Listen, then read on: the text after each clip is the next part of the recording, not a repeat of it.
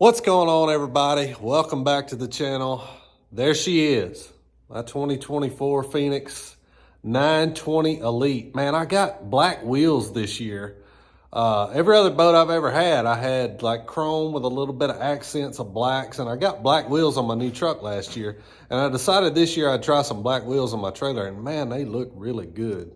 On this year's boat. Really makes my wrap pop, but just got it all wrapped up yesterday. Wanted to hop on here and show you guys my rig, how I've got it rigged. To start the season, it's subject to change throughout the season, but this is how we're gonna roll with it from now. We'll start from the front, go to the back. Minn Kota Ultrex Quest. I really like this trolling motor so far. It's definitely an improvement on the old Ultrex, which was a really good trolling motor. It's what I've run for the past 2 or 3 years.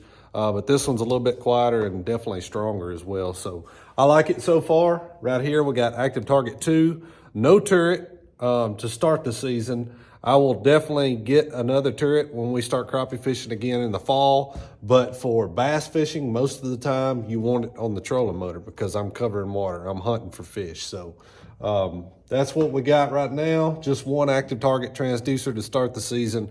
May add one for scout mode later on in the year. Not sure yet. Right here, we got 2 Lowrance HDS Pro 12s. I know you see a lot of guys running 3, and even I've seen some guys running 4 units at the front of the boat now. As of right now, I can do what I need to do with 2 units. So that's how we're going to keep it for right now. I just don't see the advantages of 3 units so far.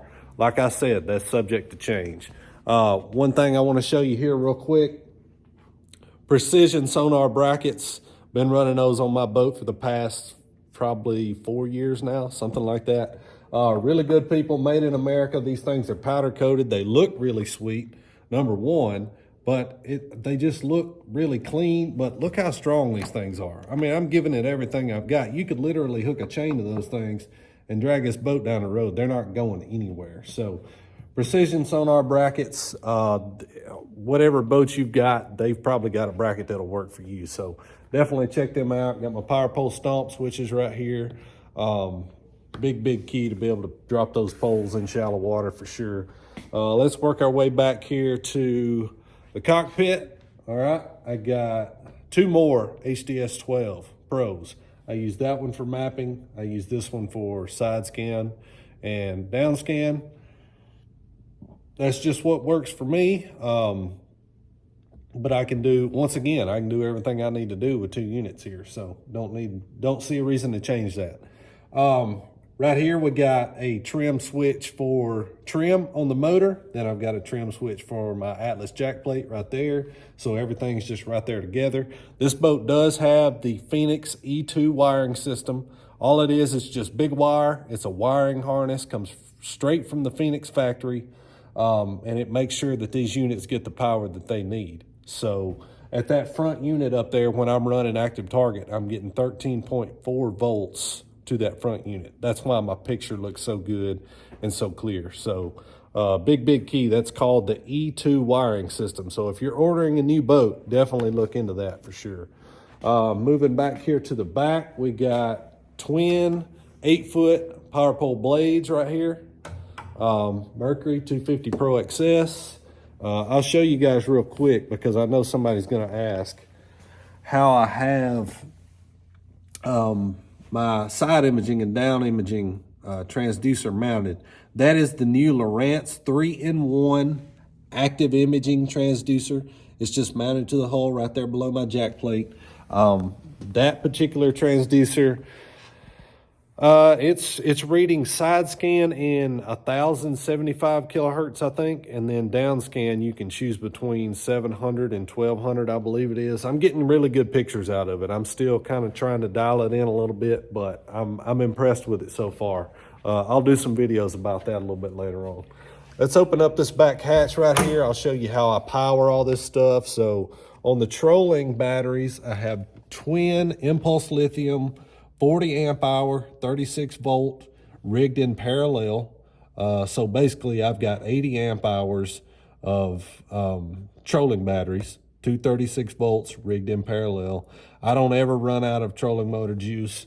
And then Over there on the other side, I've got all my graphs, and that's my cranking battery as well, run to one 105 amp hour impulse lithium. And I keep a spare right here. It's the same thing, 105 amp hour. If I ever need to, I can rig those in parallel, so I know I'll never run out of power. But running 4 units like I do and one active target, I've never had an issue with that 105 amp hour battery, just one single battery. I've never had an issue at all. And I've fished some long days in the Bassmaster Open. So there again, if it ain't broke, don't fix it. I try to keep my stuff as simple as possible. You know, I'm seeing a lot of guys, and look, the whole forward-facing sonar thing, it's uncharted territory, you know, so you're seeing a lot of guys try different stuff, and I understand that. I do. And I plan on trying some more stuff this year as well, but I'm real big in my fishing. Like if I find something that's working, I don't like to change it up a whole lot. Let's talk about something. This is the Phoenix 920 Elite. That's the boat I've always run. This is my 11th 920. It's 20 foot 6 inches, I believe. And this is just what I feel comfortable in. I get a lot of questions. How come you don't run a 21 footer? Excuse me. I just feel comfortable in this 20.5 foot boat. It's what I've always run. I've never put it through anything that it could not handle. I've been on Lake Michigan. I've been on Lake St. Clair.